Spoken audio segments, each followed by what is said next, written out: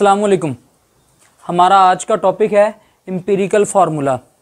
Important long question है, बड़ा ही आसान है, तो आपने चैनल को सब्सक्राइब कर लेना है ताकि आपको अगले लेक्चर्स का नोटिफिकेशन मिल सके।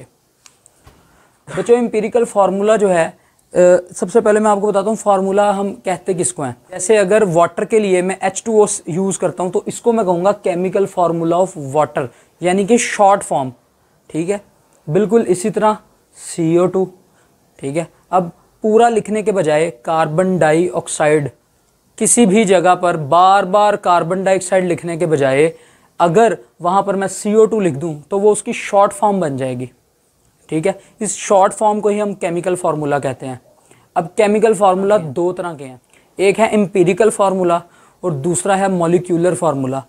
एम्पिरिकल फार्मूला और मॉलिक्यूलर फार्मूला, इन दोनों में जो डिफरेंस है वो नंबर ऑफ एटम्स का है।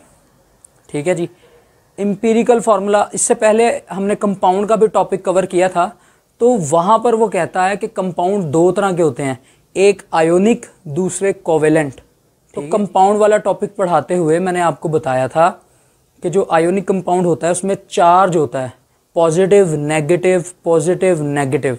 तो उससे होगा क्या कि ऐसे एक पॉजिटिव होगा, उसको इर्द गिर्द चार तरफ से घेरा डल जाएगा नेगेटिव का, और उस नेगेटिव को घेरा डलेगा पॉजिटिव का, तो एक लेयर बन जाएगी, पॉजिटिव फिर नेगेटिव फिर पॉजिटिव फिर नेगेटिव। ठीक है, तो वो इतने ज़्यादा एटम्स होंगे, मिलियंस बिलियंस की तादाद में एटम्स आपस में जुड़ जाएंगे कि उनको काउंट करना बड़ा मुश्किल हो जाएगा। तो उसके लिए हम इस्तेमाल करते हैं एम्पिरिकल फार्मूला। असल में जो एम्पिरिकल फार्मूला है वो ओरिजिनली तो हम इस्तेमाल करते हैं आयोनिक कंपाउंड्स के लिए, लेकिन हम कोवेलेंट कंपाउंड्स को भी एम्पिरिकल फार्मूला दे सकते हैं, मसला कोई नहीं है। लेकिन जो कोवेलेंट कंपाउंड हैं उनके लिए ज़्यादा बेहतर है कि मॉलिक्यूलर फार्मूला इस्तेमाल किया जाए। अभी जो हम पढ़ने लगे हैं वो है एम्पिरिकल फार्मूला। तो एम्पिरिकल फार्मूला की डेफिनेशन देख लेते हैं। वो कहता है it is the simplest whole number ratio of atoms present in a compound. वो कहता है कि जब डिफरेंट टाइप ऑफ एटम्स आपस में जुड़ गए तो कंपाउंड बनेगा। उस कंपाउंड में आपने उनकी रेशो लिख लेनी है कि किसी एक तरह के एटम के लिए जो दूसरे एटम्स हैं वो कितने मौजूद हैं। मसलन मैं कहना क्या चाह रहा हूँ कि एक कार्बन के लिए 2 ऑक्सीजन मौजूद हैं। ठीक है, तो ये रेशो बन जाएगी 1:2।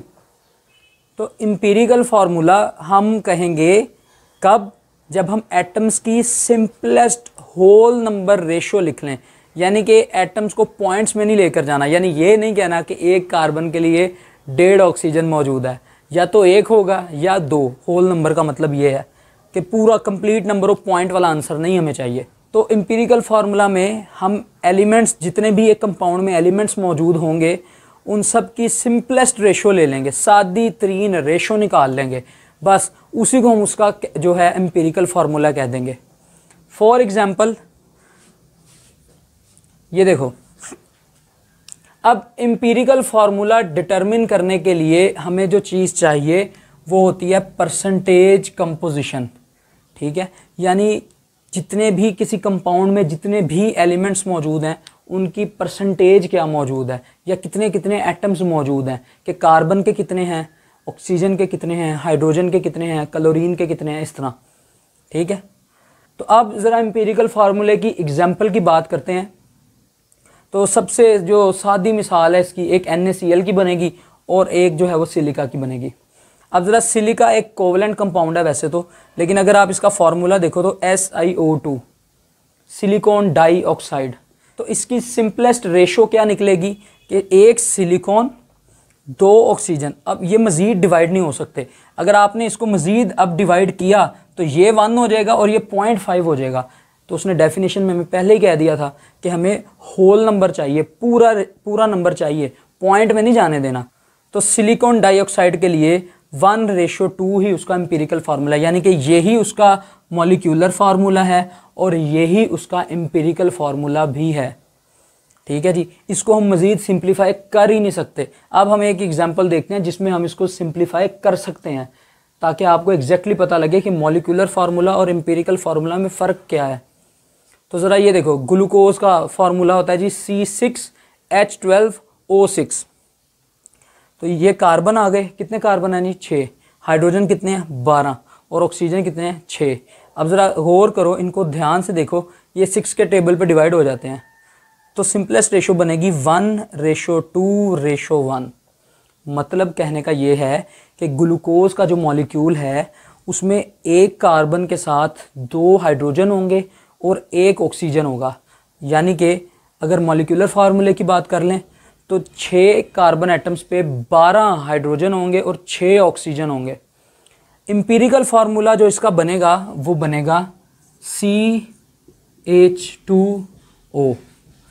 अब ये जो फार्मूला आया है ये है ग्लूकोज का एम्पिरिकल फार्मूला। ये आपको आधी इन्फॉर्मेशन देगा। ये आपको ये तो बता सकता है कि ग्लूकोज में कार्बन मौजूद है, हाइड्रोजन भी मौजूद है, ऑक्सीजन भी मौजूद है।